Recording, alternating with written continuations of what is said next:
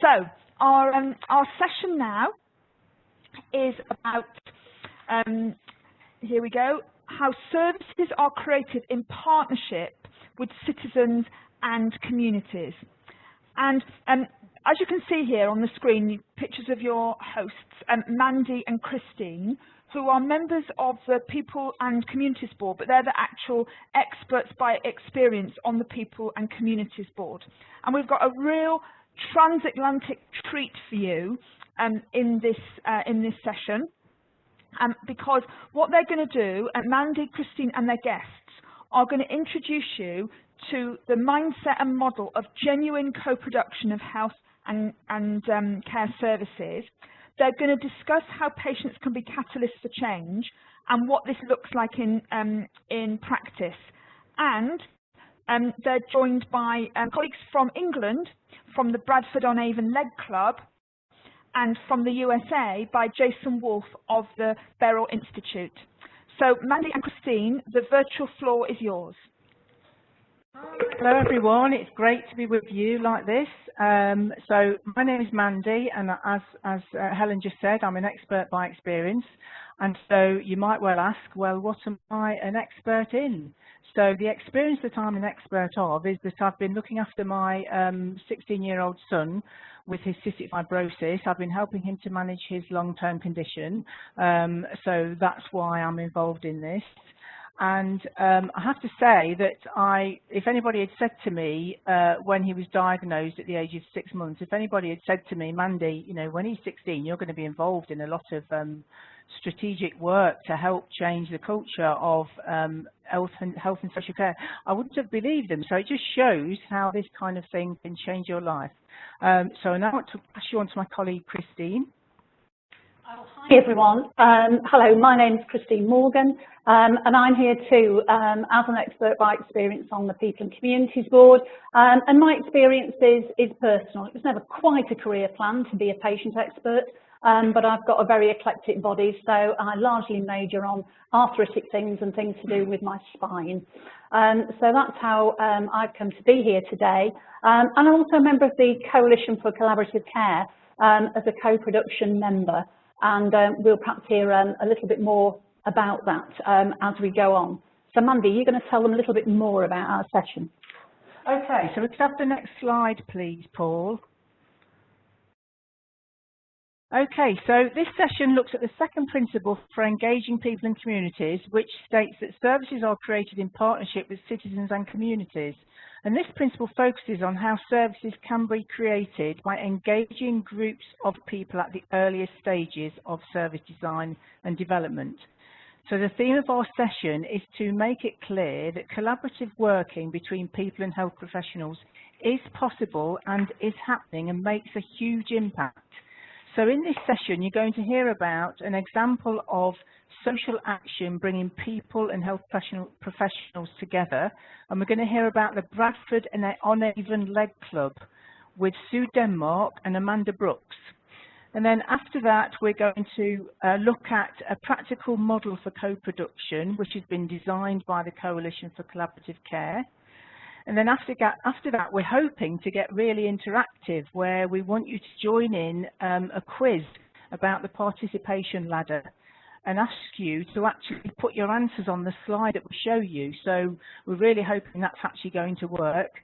And then at the end of the session, you'll get a chance to hear directly from an international champion of the value of improving patient experience.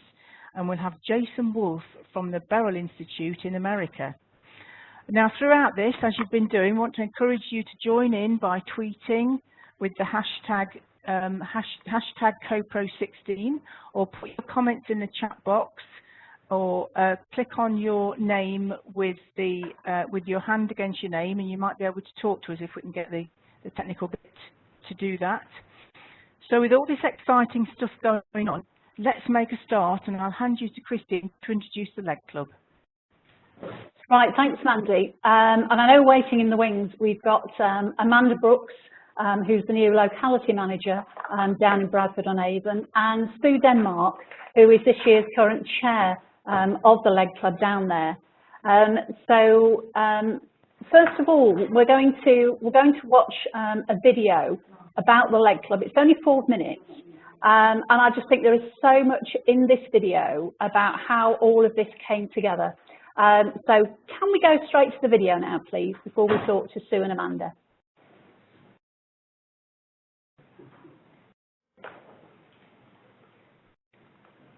Here comes the video.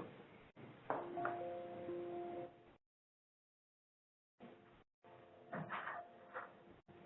name is Bradford, and I'm the business manager and project lead for the Avon Leg Club.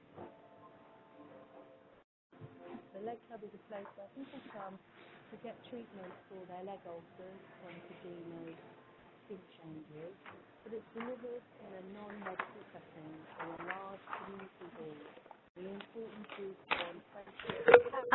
Hi, Paul, we can hear a little bit of the sound in the background, but we can't see a picture. Can you see it? Yeah, you can see it. Okay. Oh, it stopped.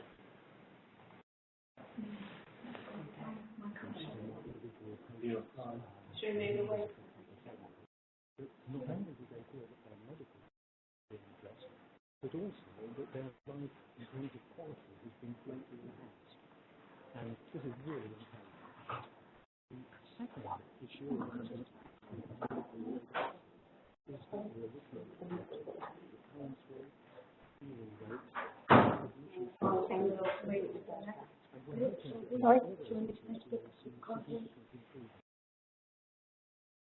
Before the Leg Club, healing rates, improvement rates, and compliance rates were poor.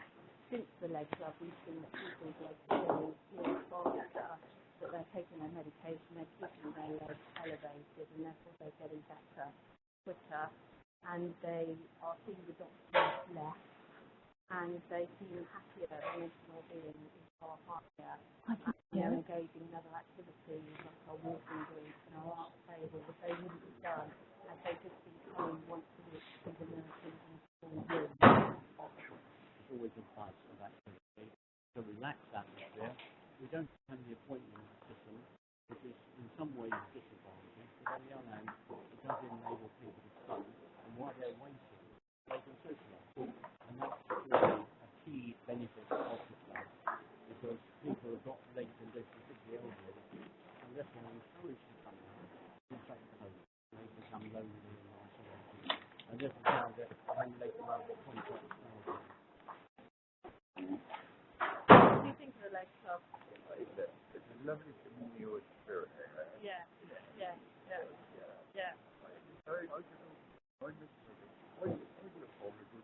Well, that's good, isn't it? Yeah, but we want you to come down. The Leg Club has attracted a community of volunteers. And so that this has turned from being a medical issue into being a whole town issue. And that's good. What would you say it was like being a volunteer here at the Bradford Leg Club? It's very rewarding, Amanda. Over the week, how people get healed is just wonderful. I've had it for 3 years. I understand how important it is to get legs healed and how people feel when they've got pain and they're sore. It can really, really bring you down, within yourself. I think coming here, it's lovely to see all the wonderful volunteers and staff who keep these people well. Because leg ulcers are being treated in the club, it has released the community nursing staff and given them much more capacity. And putting that all together, I feel that this combination of a GP practice with the leg club model is a really powerful social model of care, and is enhanced care, made care more efficient, and is, if you like, our contribution to Simon Stevens' request for 22 billion in savings to the NHS as a whole.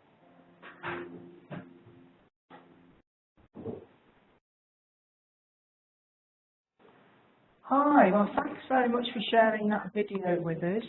Now we're going to talk to Amanda and Sue about this. Could we have the slides back please, Paul? Great, so we need the next slide. Okay, that's lovely. Actually, the one after that, please.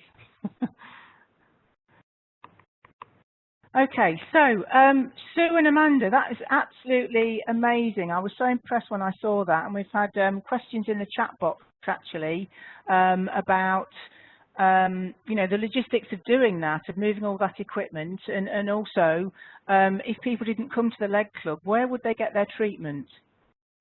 Hello, this is Amanda speaking.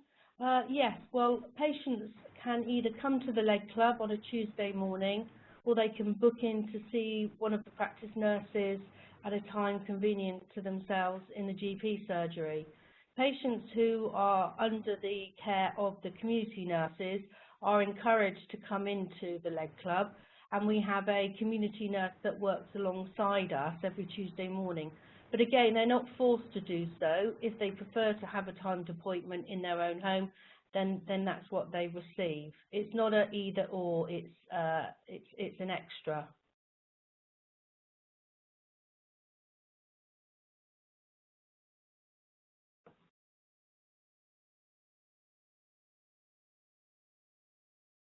Hello, can you hear me? Can you hear me? Hello? Hi. Sorry.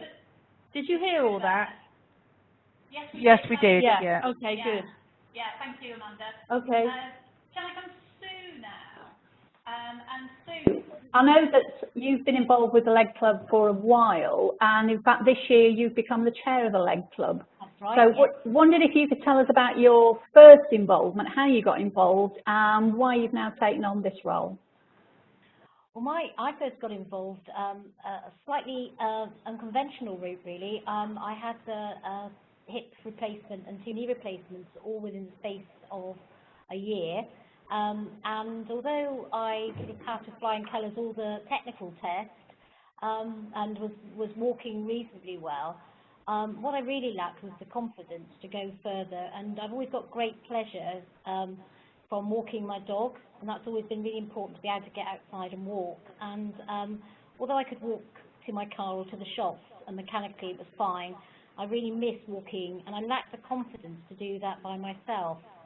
And I spoke to one of the health trainers in our practice, and she suggested joining the Leg Club. So technically, although I didn't have a leg ulcer, I was able to join the Leg Club walking group, which just takes very short supported walks, beautiful scenery along the river, walking with volunteers so that if you felt tired or unable to go any further, you could walk back. And that really helped me to encourage my confidence. It was a great way to meet other people who perhaps couldn't walk as far as they normally would. So yeah, that's how I first got involved. Oh, thank you, Sue. I mean, and that's something actually that's come through some of the earlier sessions today, that it's not just about the sort of the medical issue that you had with your hips and your knees, but actually it was about your confidence too. And that would have ordinarily stopped you from maybe getting out and practicing a bit more. Absolutely. I think often there's a gap once you're medically fit to get then moving on and gaining confidence, and that sort of covered that really well. Yeah, so tell us a bit more about this chair role now this year, and I believe the other volunteers who've got involved with this.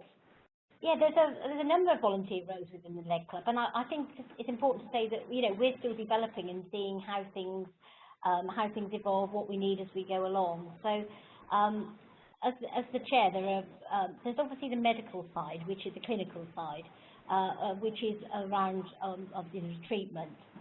But then we also have an arts, craft, creative group, and a walking group, as I said, which do short supported walks.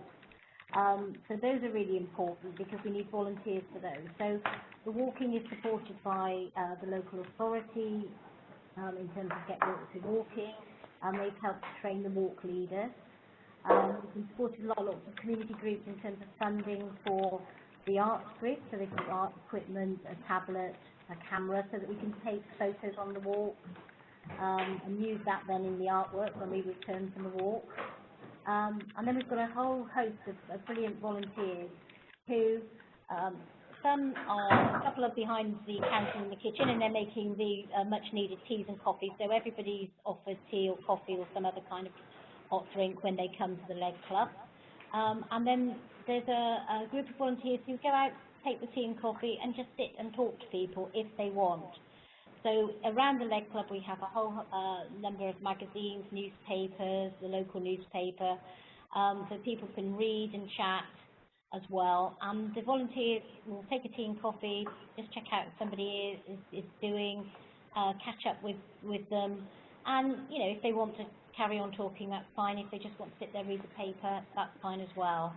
That sounds great. Sue, can I just interrupt you there and ask you, there's a question come through on the chat box, asking is from Erica Otley, asking if this is a volunteering opportunity maybe for young people doing Duke of Edinburgh Awards.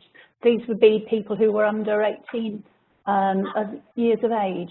Absolutely, and in fact a few weeks ago we had a visit from a group of students from the local college who were on a health and social care course, and they were coming really because they hadn't had a lot of chance to practice their communication with people, particularly older people, and they came and they just wanted to kind of have conversations, which they did and they really enjoyed. And likewise, we're now going to link up with the college, and there are other activities. We're going to visit the art department and the restaurant run by catering students. So there's that reciprocal arrangement really that you can really build up within the community, and I think it's really important to get young people involved. Most definitely. In terms of continuity and succession, really, is making sure we've got some young people coming on board. Yeah, we're running out of time, so can we just come back to Amanda? And I'm sure there's going to be a lot of connections after the broadcast as well. Amanda, you've won awards for this. I believe this is the first Leg Club in primary care. So from your perspective, where are you up to now and where's it going? Okay, well, the first club in primary care is on the back of the Ellie Lindsay Leg Club Foundation, who've been going since for the last 25 years and have around 30 clubs run by groups of district nurses all over the country. We were the first to run it with primary care nurses, and since opening in 2014 I've helped 8 other GP surgeries open their own leg clubs, and we have another one hoping to open up shortly in Melksham, which is our neighbouring town. And I think as the agenda for primary care moves into supporting person-centred care and social isolation, self-care, then this model will work very well in those settings. That sounds absolutely tremendous, and great to hear that this idea is spreading. So in terms of kind of new care models as well, it's definitely scaling up. So I think it's a fantastic example down there in Bradford and Avon. And I'm sorry we've only just been able to dip in and out of it today. Thank you so much for taking part. No problem. Thank you. Thank you. Okay, thanks very much. Okay, we're going to move on now to, can we get the next slide? And just very quickly, Mandy and I are just going to take you through a co-production model that was developed with Coalition for Collaborative Care and NHS England. And a group of people came together, and in that group of people there were patient leaders, advisors, people from the voluntary sector, as well as professionals, and we really did co-produce this model. We know this is nothing new. Co-production has been around a long time, probably since the father of all co-production, Edgar Kahn, brought in time banking. So what we wanted to do with this was just try and distill the essential parts of co-production, whilst acknowledging a lot of information out there done by Think Local Act Personal, and lots of other people, including the New Economics Foundation, who've done an awful lot of work in this area. So we boiled it down into 5 values and seven steps, just to help people who wanted to do more or wanted to get started, just to open a conversation with them.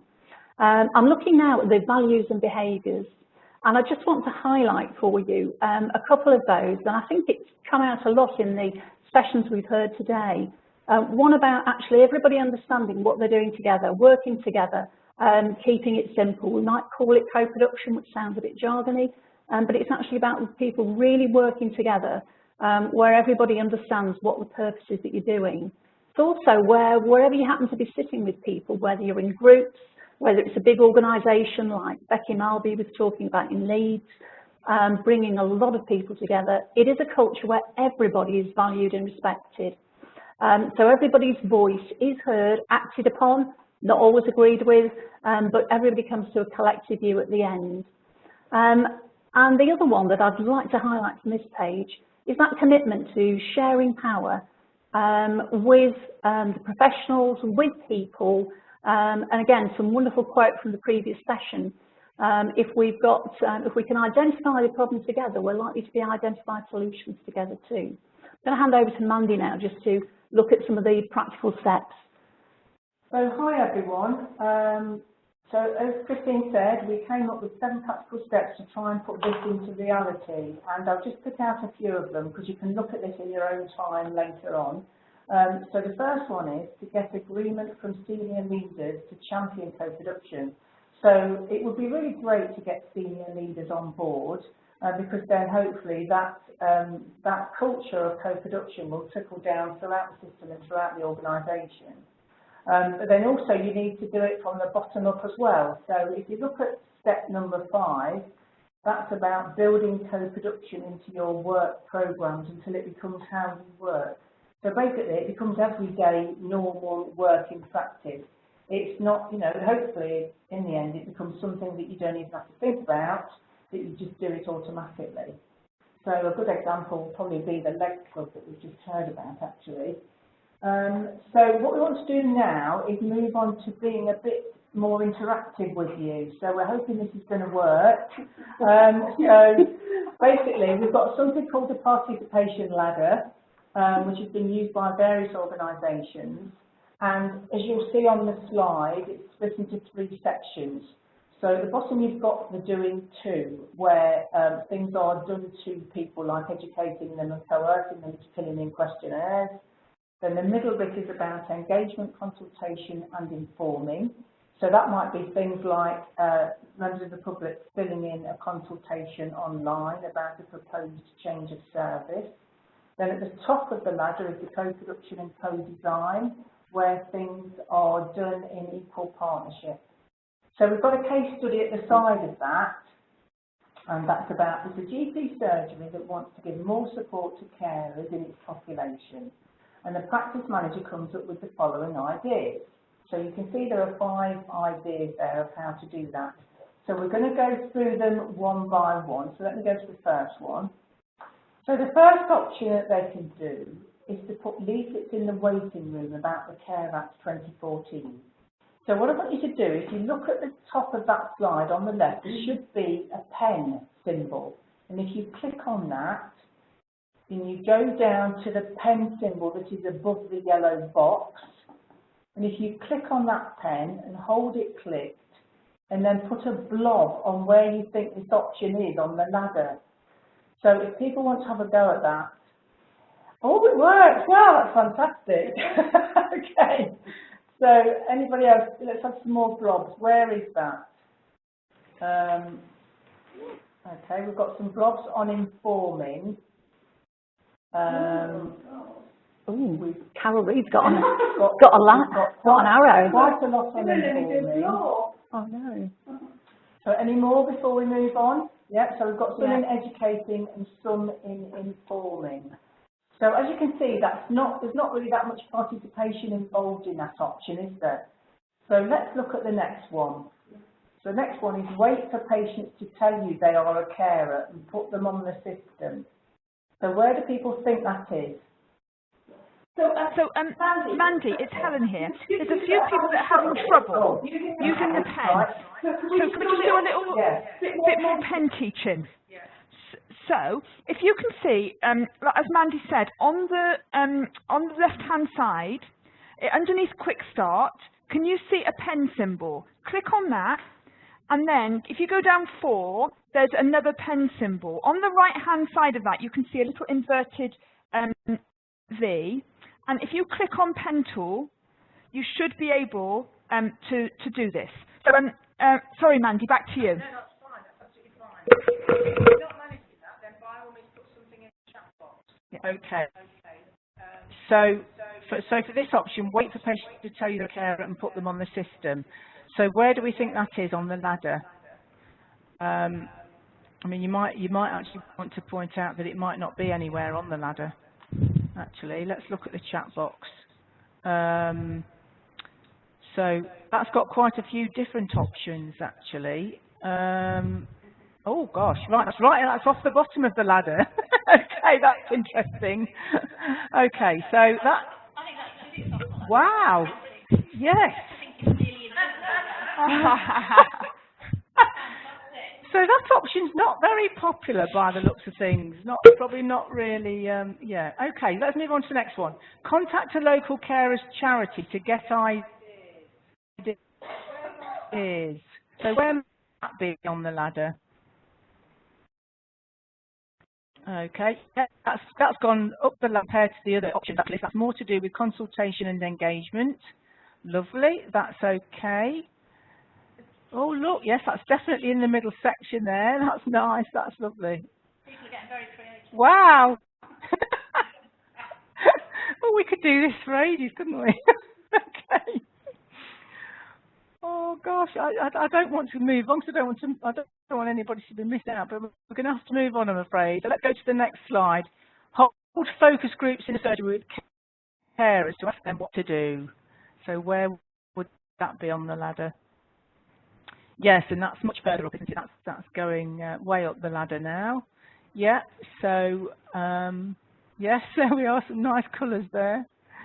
I don't know how you choose the different colours, actually. Anyway, yes, so that option looks like there's quite a lot of engagement and participation in that. So let's look at the final one. Appoint a carers advocate in the surgery. Now, where might that be? Okay. Oh, we've got a comment. I get a strange shiver of dread when I hear the words focus group. Yes. Actually, yes, because what are we focusing on with a focus group? Okay, so that seems to be nearer the top as well, but I guess it possibly does raise the question. Somebody said, what does this mean? Yes, that's a good point, because if you appoint a carers advocate, somebody in the surgery that will look after carers services, then what will they actually be doing? So that's very mixed, the reaction to that one. Okay, so that was really, really interesting actually, and I hope you enjoyed that. It's a pity we can't spend longer on it, but we really need to move on to make room for our international guest. Any final comments you want to make, Christine, about that?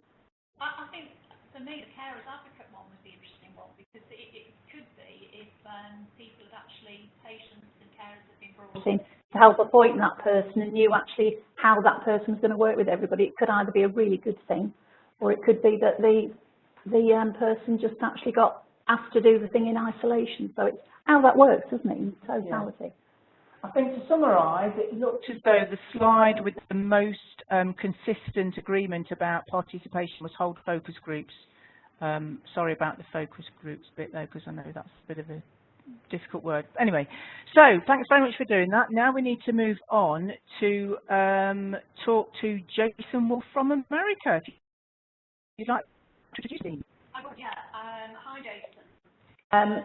I was really lucky last year to meet Jason Wolf at the Patient Safety Congress in Manchester, and got to spend some time attending sessions and actually being in a session on a panel with Jason. And I was really fascinated by the work of the Beryl Institute in patient experience, and I love the way that the Beryl Institute has got a really clear definition, because I had a bit of a light bulb moment when Jason was speaking, that actually people say they struggle with patient experience. It's sometimes something I hear a lot here in England, or it's hard to actually define that. And Jason said, well, it's because people never really got their definition right in the first place. And the Beryl Institute defines patient experience as the sum of all interactions shaped by an organisation's culture that influence patient perceptions across the continuum of care. So if you want to move on to the next slide, Jason is president of the Beryl Institute in America, and also is a global traveller, and is a much sought after speaker, and I particularly love Jason's passion and his expertise in talking about this. So I'm going to stop talking and hand over to Jason now. Well, Christine, it's truly an honor to spend some time with you today, and just want to make sure the slides are built in there. It looks like the deck we have up doesn't have the slides that I have, though. Oh, have we not got the slides up? Can we do that? I see them up there. On this deck is not the one with all the slides that I sent you all. So. Oh. Okay, let's have a. Yes. Hi. It's Helen here. So Paul and Ollie. Hi. Can you see if you can find different slides because they're not on this deck here? Sure, if I can. Hi Jason, it's Paul here. Yep. Have you got the slides with you there?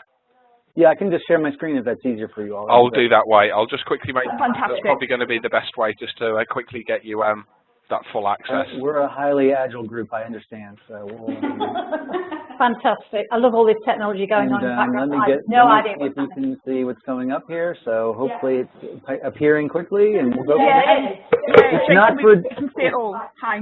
If not for agility, then what else would we have? So hopefully you will see. Great. Back to look forward. So. Which is, I think, the principle we're talking about today. I mean, in co-production and co-design and positive deviance and social, I think, change and social action, which I think is the root of this whole conversation of the human experience in healthcare. It's a critical conversation. So number one, first, I'm honored, Christine, by the invitation. Anytime I get a chance to be in the same space with Helen, I'm truly honored as well. And so thank you all, not only for the work that you do in NHS, in the UK, but how it truly influences the global conversation on experience. So I'm really excited about that. And I want to be mindful of our time so we can get into some follow-up conversation. But I do want to reiterate something that we just heard from. And the history of, as we look at the history of experience and what that means for the idea of co-production and moving forward, is this whole construct that we just talked about. That we went from an era of doing two to an era of doing four, to truly now this era of doing with. And I think it's important to understand that as we think about the experience era, I'll start and end with that idea, that if we are not in a conversation of doing with, if we are not in a conversation, I think, of some of those very, I think, succinct and profound co-production values that you spoke about before, about ownership and openness and sharing power, clear communications, and ultimately a community of value and respect, then we are at a loss for achieving what we believe is possible already in healthcare. So we have to work towards and ensure that happens each and every day. And so for part of that, as Christine mentioned, was really this idea of pulling together a definition of patient experience with the community from the Beryl Institute, which is now about over 50,000 people in almost 60 countries around the world in conversation around the experience efforts. And truly honored to be in dialogue with folks from all corners of the globe, trying to figure out how to make this work for their various healthcare systems. But what came up for us was really these four constructs: the interactions, culture, perceptions, and continuum. And the idea that at the essence of experience happens between one human being and another. So if I could see you all right now, I'd say, how many people here are human beings? And hopefully most of us would raise our hand. So I've had some validation that aliens also like the patient experience. It's another story for another day. But the idea of interactions being at the core of experience between one human being and another, that the only way those human beings can truly provide any experience is based on the culture of the organization in which they operate, what they're allowed to do, the expectations, the behaviors, the opportunities they're provided, that it happens at all touch points across the continuum of care. And so it's not just in segments of care experience, but understanding that every touch point influences and impacts the lenses of a patient and family member going through their journey. And that the fact is their perceptions matter. So it isn't about necessarily what we believe we're doing, but it is about the voices of those that are being cared for and served, what our community says that matters. And so we have to tie all those pieces and parts together. So it is the sum of all those interactions. It is shaped by the culture. It is about patient perceptions, and it does come across the continuum of care.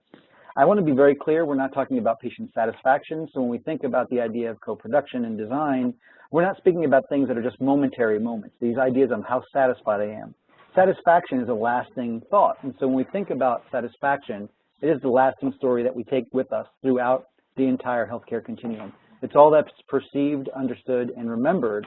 So as we engage people in their dialogues, it is the lenses they bring with them. It is the experiences that they have had, those memories, those lasting stories that actually influence their participation going forward. It behooves us to ensure that we're cognizant of the breadth of that experience at every given point in time.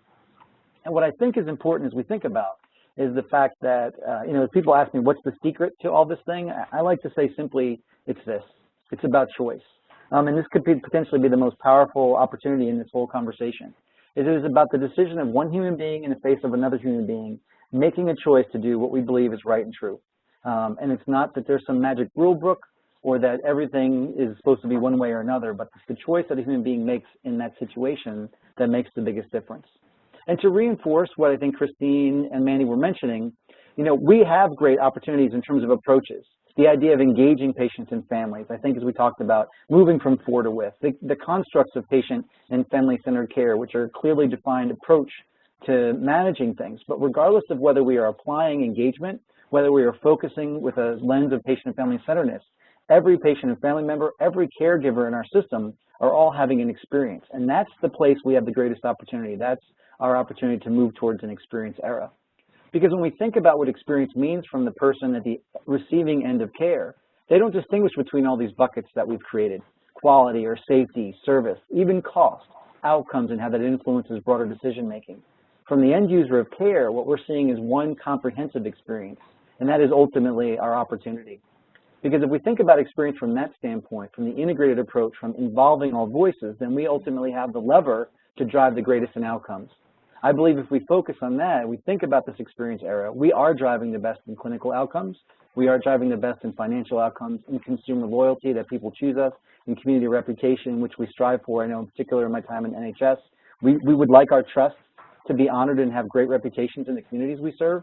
I mean, it's very important, I think, for all of us. So that choice we make, that opportunity to drive experience is fundamental, and it has to involve the voices of patients and families. Let me give you an example. There was a woman at the reception desk at a hospital that received a call with an inquiry about Mrs. Smith in room 301. And they asked Mrs. Smith, hey, I'd like to find out if Mrs. Smith will be discharged today and how her test results came back. Well, the nurse checked. The receptionist said, let me check with the nurse's station, and came back on the phone a few moments later, being very kind and very service-oriented and very experience-focused, and said, yes, ma'am, everything looks good. We believe Ms. Smith will be discharged today. Are you a family member? Can I help you figure out which door to come to, where to pick her up, all those sorts of things? And the woman on the other side of the phone said to her, no, ma'am, I don't need to know any of that. In fact, I am Ms. Smith in room 301. No one tells me a blankety-blank thing around here. So the opportunity that we have to involve the voices of our patients sometimes are in the simplest of moments that we are not aware of, and we have to be cognizant and aware of everything that we do each and every day. Because we're moving from a system that is driven on transactions, of doing to and for, as we talked about, of trading some idea for another, to interactions which require two players, which require all voices, and which require the ability for us to drive the conversation forward each and every day. And if we focus on this idea of interactions, then we have to understand that what we're talking about from the experience standpoint, from this integrated approach, is not simply about making people happy with amenities, or even thinking about improving process. It really is about getting the interactions right. It is that fundamental idea that is grounded in the experience era that makes the difference. Because if we think about a world of co-production, if we think about a world of positive deviance, if we think about the opportunities we have of data that makes a difference in experience, it comes down to this one idea, that our sample size is the N of 1. It is that person in front of us, that family member at the bedside, their input, their involvement, their engagement at any point in time in any aspect of care that makes the biggest difference for what we're trying to accomplish. So for me, that leads us to discussing in finality here the experience era. And it's 8 things that Christine has seen, and we'll share the link to the article as well, is that as we think about what this experience era encompasses, we have to understand it's a global movement. We have to understand the experience encompasses everything that we do. That, in fact, if we're going to think about co-production, all voices matter, and that value must be defined from the perspective of the consumer of care, not from what we believe it should be from the health system's perspective. That transparency is more than just scores to the idea of accessibility of our system and the understanding of what we're talking about. What I loved about the idea is clear communication and language. That we have to measure and incent what matters, not just to the caregivers, but what matters to the people receiving care. That we have to be willing to share wildly and steal willingly. It is why my participation in things like this is so welcome and so appreciated, because we have to get these ideas in front of each other. And so congratulations for this event. And if we do all these things, what we do is reignite our commitment to purpose for those delivering care. We get to the core of why we chose to do what we do each and every day. And if we think about these 8 things, it can help us truly frame an experience era overall. As I wrap up, I just wanted to share another story. There was a woman laying in a bed recovering, and she was at fall risk as defined by her hospital. She was laying in the bed and she knocked over a small cup of water on the floor, and she pressed her nurse's call light and her call light and a call light. And eventually the nurse came into her room, And she looked at the spill on the floor, looked at the patient, and she went over to the phone on the wall. And who do you think she was calling? She was calling the housekeeper. And down the hall, you hear a squeaky bucket coming down the hall, and now the housekeeper standing in the door looking at the patient. She points at the patient, and she looks back at the nurse. She points at the spill, looks back at the nurse, and then does one of these little things where she just calls her over with her finger. And in the door, I think we've been guilty of this, many of us in healthcare, breaks out the world's largest whisper fight. What do you think is happening right there in front of the patient who actually tried to involve themselves and make an improvement? The world's largest whisper fight. And they were arguing over whose spill it was to clean up. And in the midst of this argument with the patient watching and trying to actually be a good participant in the process to ensure no one got hurt, all of a sudden they hear this whoosh, and they turn around and there's the patient now sitting upright in her bed with the pitcher of water that was on her bedside table now upside down. Water all over the floor. And she looks at them both in the eye and she says, "Is it big enough for you now?" See, that's the essence of what we're trying to accomplish, is ensuring that we encompass all voices, that we make it big enough for everyone, and drive the experience era in a way that enables the idea of social action, the idea of positive deviance, the idea of co-production, the recognition that all voices matter from patient and family, community, and caregiver to drive the best in outcomes. Because when we come back to what it's about, we do not remember these days. We remember the moments that make a difference. And it really is up to us to co-create each and every one of those moments. So I thank you for the chance to share a few thoughts with you as well, Christine, and I'm open to any other discussion or dialogue as we wrap up our session here today. Oh, that's great, Jason. Thank you so much. I love that story of the water spill. And I think that just takes you back to actually the people element of coming through. We've had a couple of questions on comments coming through in the chat box. And one was about actually when, when you are fairly keen about doing this kind of thing and you do want to share things, but you come up against a brick wall. What do you do, Jason, when you come up against a brick wall? The brick, I think a lot of people do still face that. I think people, as you alluded to before, are struggling with how to engage in this dialogue. And I do think we have to find, and I love the work that's being done by Helen and others, around creating those moments where change can occur, even in the smallest of opportunities. So there are times when we have to prove our point. We have to make our case. And sometimes it happens in small test cases. Sometimes it happens in ways that are somewhat, as we were noticing some of the comments, deviant in our ability to make those changes. But I believe that when people stand for what's right and true in healthcare, when they raise what's important for their patients and families, when they raise the opportunity of what's important for their peers and caregivers and driving the best in outcomes, then those walls tend to crumble pretty quickly because the folks that are standing there holding them up on the other side are losing the footing on which to stand. So it is about a collective effort. It is about raising the critical issues. I do like the idea of the smiling brick wall. The opportunity to kind of break it down brick by brick is kind of the means that I think we have to achieve that. Yeah, thank you. I have another question brought through that, are we tweeting to the converted out here? From my perspective, I don't know what you think, Mandy, but I think we might be, but actually are we hopefully reaching some other people who maybe have stumbled into this discussion today and who might go on and share something? And I think it's good sometimes that people get together and it reinforces, you hear from somebody else, reinforces what you do and you think is right. So I don't necessarily think that's a bad thing. Mandy, do you want to add anything? I think we probably are tweeting to the converted, but I kind of feel that we've got to do that to a certain extent, really. I'd really like to tweet to the unconverted. I'd like to do lots of things to the unconverted. But it's a family show. Yeah, this is a family show. We've got to start somewhere, I guess. What do you think, Jason? I would add this. And I believe this wholeheartedly, and I've seen it as a result of this growing movement of the great effort that you all are doing and others around the world, is that this is an effort of dropping pebbles in the pond, not one big rock. And for every pebble we drop in the pond, we create ripples. But the next pebble helps that ripple continue and get bigger. So every tweet to the converted might reach that one person beyond. So you can never think that raising an issue, raising your voice, or involving or expanding the conversation isn't having an impact. Because if we change that one life, that changes caregivers' perspective, that impacts the organization in which they live, which then has an influence on the community in which they operate, which then impacts the system in which they're trying to provide care, you will see great change happen in ways you could have never anticipated. So we can't stop because we feel like we're talking to the converted. In fact, we have to be more diligent in doing so, is my perspective. I think I completely agree. And I mean, Alison made a point early in one of the other sessions as well, that people don't always know the effect you've had, whether that's a professional on a patient or a patient on a professional. You don't always know the impact that you've had there. And something I think that's come really strongly through all the sessions that we've had so far has been this: it's all about relationships. When you're doing things really well, it's about people. And as you talked about the N of 1, it is about people, and it's usually one person interacting with one person at some point in their patient journey. I wonder, I didn't bring Twitter in with me, so I wonder if Dom could give me a view on Twitter. Has anything picked up on Twitter? Yeah, I think it's Rosanna on Twitter. Is it Rosanna now on Twitter? Yeah, yeah. Any points coming through there?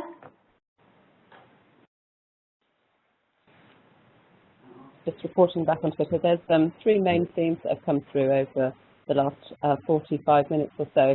The first one was quite a few tweets about loving the idea of the Leg Club, and a quote from Gareth Hurt saying massive respect to you, particularly that it enables a lot of social connection as well as medical needs to be met.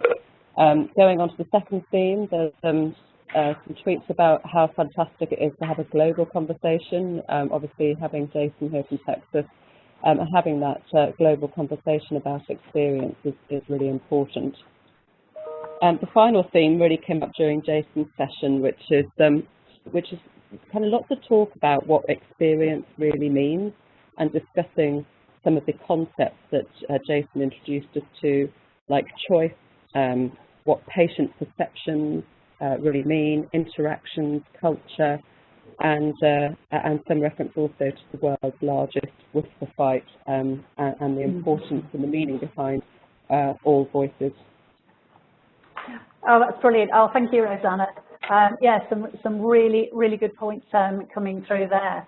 I think we're nearly coming up to time. So, Mandy, I'm going to come to you first and ask you sort of for your reflections, not just on our bit, but on things we've heard so far today. Yes, well, actually, I'm really feeling that a key message for me is that a small impact can actually make a big difference. So, sometimes I feel quite frustrated that the things I try and say, the voice I try and have, doesn't get anywhere. But I actually think it's really important, no matter how quiet your voice is, it's really worth putting it out there. Brilliant. Thank you, Mandy. Jason, can I ask you for your final reflections? Yeah, I mean, I think what was powerful to me, and it comes back down to the co-production values that you shared. I mean, we have to have underlying values, and I think you've heard that in not only the presentations today, but when I've gotten a chance to listen in over the middle of the night over here in the States to some of the other sessions. This idea of ownership, of openness, of sharing power, of coming back to value and respect are essential to how we work with each other in healthcare and how we should work with with those that we care for and serve. If we do that right, I think we have the opportunity for big change, and I think that's a huge lesson for me. Oh, thank you for that. Well, my final words actually is going to be Jason's words, really, because I just love the share wildly and steal willingly. And I think if we all do that and share some of the good stuff and share some of the stuff that hasn't worked so we can learn from that as well. So my final words are share wildly and steal willingly. So thanks very much, Jason, for joining us and helping us bring to a conclusion here. It's been absolutely brilliant. Thank you. And thank you, Mandy, too. And all of the team here, can I just do a big thanks to all the team? Because Mandy and I have come down to Coventry and they've all looked after us, and I've even been brought some chocolate. Thank you, Dominic. So keep me going. Thanks, everyone. Oh, and it's Helen back here now, and yeah, just to say to Mandy and to Christine and all your guests, that was absolutely fantastic, and your timing was so spot on. That was a tour de force of great content and also interaction. So Mandy, Christine, and guests, really well done. So gosh, that's bringing us just about to the halfway point of our session. So Paul, can I be the presenter? Can I have the ball? And just while we're waiting for that, just to say that. So Carol and Alison have been sat here intently for 4 hours now, Okay, just one or two reflections from both of you as we reach the halfway point.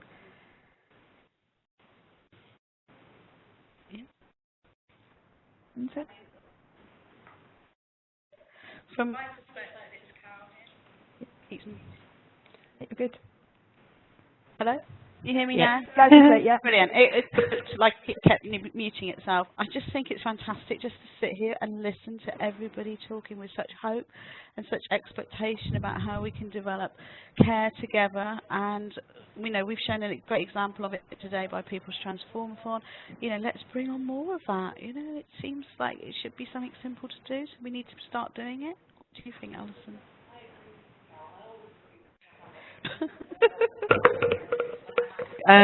You know, she pays me to agree. No, I really do agree. I was just reflecting just now on the room I'm sitting in at the moment. We've got senior leader, we've got how everyone would describe Carol, nursing background and innovator. We've got myself, well, I'm a token Sovietologist. Obviously, that's not really that relevant, but I'm also a patient. We've got care, but that doesn't, these labels at the moment don't matter that much, because what we've created this together using, yes, some of our own individual experiences.